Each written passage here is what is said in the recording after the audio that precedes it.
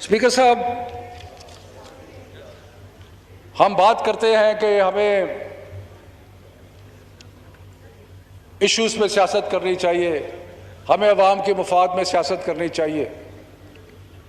यहाँ पे हमें पिछले चंद दिनों में एक नज़र आया कि जब सियासत जो थी वो बजाय इसके कि अवाम के लिए हो, वो इसलिए थी कि लगा लोगों को कि इससे हमारी पॉपुलैरिटी में इजाफा होगा। और लोगों ने बहुत बुलंद बाग दावे किए कि जनाब इम्तिहानात जो हैं बच्चों के उसको पोस्टपोन कर दो, उसको आगे कर दो। तो मैं कुछ रिकॉर्ड की दुरुस्ती के लिए कुछ चीज़ें कहना चाहता हूँ। स्पीकर साहब, कोरोना की वजह से बहुत बड़ा इम्पैक्ट हुआ तालीम के मैदान में। जब बहुत बड़ा इम्पैक्ट तालीम के मैदान में हुआ तो पिछले साल हमें मजबूरी के तहत, और जब मैं हम का लफ्ज़ इस्तेमाल करता हूँ तो मेरा मकसद सिर्फ कोई अपने आप का जिक्र करना नहीं है। मैं खुदा न खास्ता अपने आप को हम नहीं कहता। सारे पाकिस्तान की इकाइयों ने मिल के, जिसके अंदर पाकिस्तान पीपल्स पार्टी की हुकूमत सिंध की वो भी शामिल थी, जिसमें PMLN की हुकूमत आज़ाद जम्मू और कश्मीर की वो भी शामिल थी, और जिसमें बाकी सूबे वो सारे शामिल थे। सारे वज़राए तालीम ने बैठकर फैसला किया कि अगले साल हमने इम्तिहान लेना है, इसलिए कि 2 साल हो चुके हैं पाकिस्तान में कोई इम्तिहान नहीं हुआ। जब ये फैसला हुआ तो उसके कई वजूहात और भी थे। हम समझते थे कि इम्तिहानात जो हैं वो किसी भी शख्स की जो या किसी भी स्टूडेंट की बेस्ट उसकी जो सलाहियत है उसको जज करने का बेहतरीन तरीका है। और इसके ऊपर और सबसे बड़ी बात यह थी स्पीकर साहब कि अगर पिछले साल तो हमने प्रमोट कर दिया क्योंकि उससे 1 साल पहले का हमारे पास रिजल्ट मौजूद था, यानी कि अगर हमने 10वीं को प्रमोट किया तो 9वीं का रिजल्ट मौजूद था, अगर 11वीं को प्रमोट किया तो 10वीं का रिजल्ट मौजूद था। इस साल तो हमारे पास कोई रिजल्ट भी मौजूद नहीं था। तो इसलिए हमने कहा कि इस साल ज़रूर एग्ज़ाम लेना है। लेकिन हमारे जहन में बिल्कुल ये था कि कोविड की वजह से बहुत ज़्यादा स्कूल और जो है वो बंद भी रहे हैं, और उनकी वजह से बच्चों को तालीम उतनी नहीं मिल सकी जितनी कि उनको मिलनी चाहिए थी। और ये सारी चीज़ें हमारे जहन में थी, लेकिन हम ये चाहते थे कि उनके लिए सहूलत पैदा करें, लेकिन इम्तिहान ज़रूर लें। इसलिए inter provincial education ministers conference, यानी कि बैनुल सूबाई वज़राए तालीम की जो कॉन्फ्रेंस थी, उसने फैसला किया कि जो निसाब है उसको 40 कि भाई अब हमें किस तरीके से कोविड की वजह से बच्चों को फैसिलिटेट करें। तो हमने कहा नंबर 1 हमने निसाब जो था उसको 40% कम कर दिया। उसके बाद नंबर 2,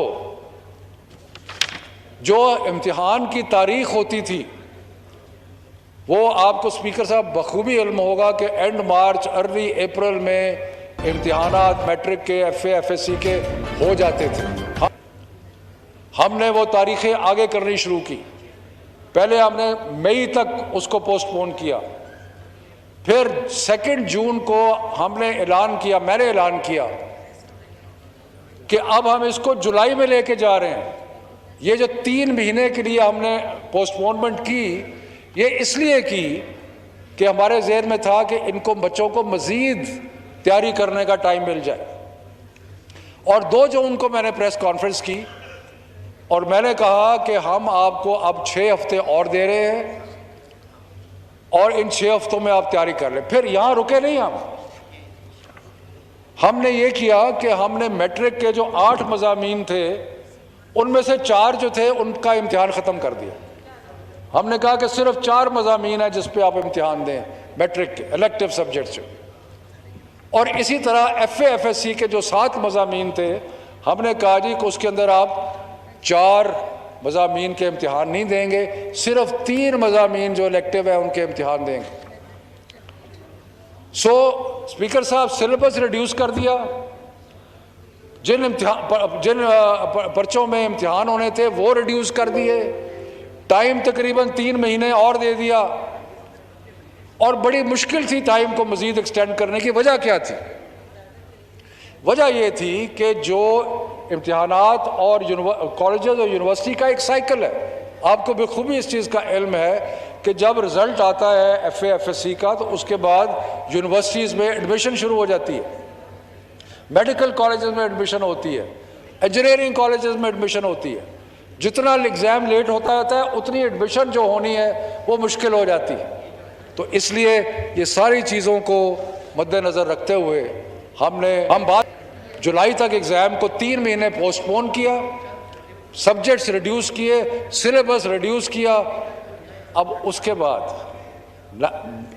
बेशुमार बच्चे जो थे उन्होंने कहा कि जी इससे ज़्यादा जो आपने कर दिया इससे ज़्यादा नहीं होता, सिवाय चंद एक के जिनकी ख्वाहिश नहीं होती पढ़ने की। और मैं आपको एक चीज़ बताऊं कि इम्तिहान जो है हमारा मैं तो अपने बचपन की तरफ देखता हूँ, पढ़ाई हम उस वक्त करते थे जब इम्तिहान आता था। इम्तिहान से महीना 1.5 महीना पहले बैठ के तैयारी करनी शुरू कर देनी और मेहनत करनी और उसको दिन रात करके इम्तिहान पर। अगर आप इम्तिहान नहीं लेंगे तो जो लड़के थोड़ा बहुत बच्चे पढ़ते हैं वो भी नहीं पढ़ना छोड़ देंगे। तो इसलिए ये जो इम्तिहान था इसके बहुत सारे मकासद थे जो हमारे जहन में थे, और उसमें एक मकसद ये था कि कुछ, क्योंकि तालीम का बहुत नुकसान हुआ था।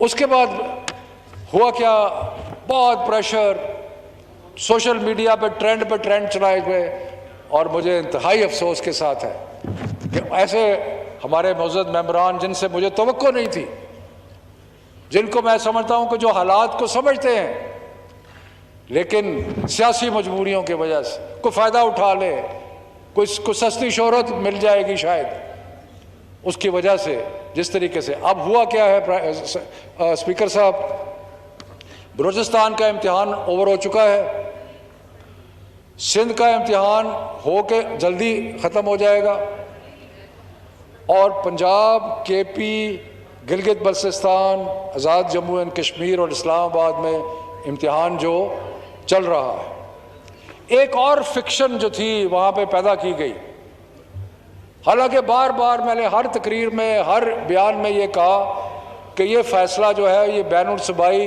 वज़रा की जो कॉन्फ्रेंस है उसका है। उसकी वजह है स्पीकर साहब 30 बोर्ड है मुल्क में, उन 30 बोर्ड्स के अंदर वफाकी हुकूमत के अंदर एक बोर्ड है, बाकी सारे बोर्ड जो है वो सूबाई हुकूमतों के हैं। तो अगर हम मिलजुल के मुतफ़िका फ़ैसले ना करें तो मेरे पास 18वीं तरमीम के बाद कोई इख्तियार नहीं है कि मैं कोई बादशाही हुक्म दूंगा बंद कर दो इम्तिहानों को, खोल दो इम्तिहानों को, मैं नहीं कर सकता। अब राजा साहब बैठे हैं यहाँ पे, जो सिंध की हुकूमत है वो सारे सिंध के बोर्ड सिंध की हुकूमत के बताया था, मैं कैसे उस हुक्म दे सकता हूँ उनको। इसलिए हमने जितने भी फैसले किए वो मुतफ़िका तौर पे किए, मिलजुल के किए, लेकिन और सियासत से बाला तर होकर किए। इसलिए मुझे अफसोस है। और फिर कहा कि जी इम्तिहान का और टाइम दे दें, खुदा का खौफ करें, 3 महीने पहले दिए, सिलेबस रिड्यूस किया, और उसके बाद सब्जेक्ट एग्ज़ाम के रिड्यूस किए कि नहीं जी 6 हफ्ते और दे दें, सिर्फ इसलिए कि शायद वो बच्चों से कोई तालियां बजवाने के लिए। ये सियासत जो है इसको मैं बड़े स्ट्रांगली पुरजोर तरीके से कंडेम करता हूँ। और एक और चीज़, तो हर 3 महीने के बाद एक सप्लीमेंट्री एग्ज़ाम होता है। मैंने ये कहा कि जी अगर आपको समझते हैं कि आपको टाइम और चाहिए तो आप सप्लीमेंट्री दे दें। वो एक बुकरात है जो नहीं है मौजूद, उन्होंने कहा जी आपको पता ही नहीं है कि अगर वो इम्तिहान में फेल नहीं होता तो वो सप्लीमेंट, फॉर गॉड सेक, अगर आप इम्तिहान नहीं देते आपका एब्सेंट तस्वर होगा, आप सप्लीमेंट्री इम्तिहान दे सकते हैं। और वो कि नहीं जी नहीं, ये तो मुझे लिख के मौलाना साहब, और कहाँ जी आप पता नहीं कहीं गायब हो गए हैं और पता नहीं कहाँ हैं और पार्लियामेंट से भाग गए। मैं पार्लियामेंट से भागूँ जी, हमें इश्तिहार देना पड़ेगा। अब मैं क्या कहूँ कि इश्तिहारी तो वो है जो भागे हुए हैं, मैं तो इश्तिहारी नहीं हूँ। दिन के इश्तिहार छप रहे हैं। सो स्पीकर साहब, अल्लाह के फजल करम से 95% बच्चे जो है वो इम्तिहान दे रहे हैं, 95%, और ये रूटीन के मुताबिक है। इसलिए ये एग्ज़ाम का सिलसिला चलता रहेगा। मैं सबसे अपने मौजूद मेंबरान से और जो कि खुदारा इस इशू पे सियासत ना करें, खुदारा ये सस्ती शोहरत को छोड़ दें और ये जो एक निज़ाम बड़ी मुश्किल से कोविड में हम चलाने की कोशिश कर रहे हैं इसको चलने दें। अदरवाइज़ बच्चों को बहुत नुकसान होगा, उनकी तालीम के साथ ना खेलें और जो मर्जी सियासत करनी है करें, उनकी तालीम के साथ ना खेलें। बहुत मेहरबानी, शुक्रिया। राजा परवेज़ अशरफ साहब।